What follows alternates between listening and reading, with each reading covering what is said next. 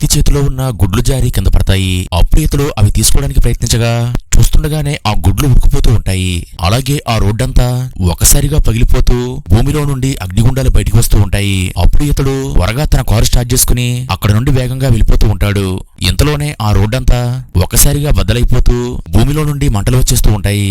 నేల కృంగిపోవడం వల్ల చుట్టూ ఉన్న బిల్డింగ్స్ కూడా కూలిపోతూ ఉంటాయి. అయితే ఈ వ్యక్తి వేగంగా తన కారును నడుపుతూ ఆ విపత్తు నుండి తప్పించుకోవడానికి ప్రయత్నిస్తాడు. అయితే ఇతడి కారు వెనకాలే భూమి పగులుకుంటూ ఆ ప్రదేశమంతా నాశనమైపోతూ ఉంటుంది.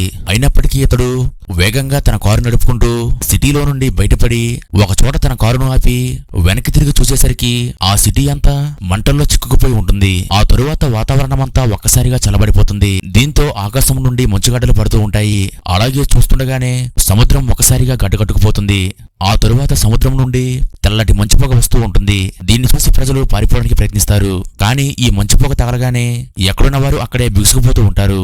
రోడ్డుపై వెళ్తున్న కార్లు కూడా ఈ మంచులో ఇరుక్కుంటాయి. అంతేకాకుండా ఆకాశంలో వెళ్తున్న విమానం కూడా ఈ మంచుకు గడ్డకట్టుకుపోయి అదే సిటీలో పడిపోతుంది. తర్వాత ఏమైందో చూడాలంటే వీడియో లైక్ చేసి నెక్స్ట్ పార్ట్ని కామెంట్ చేయండి.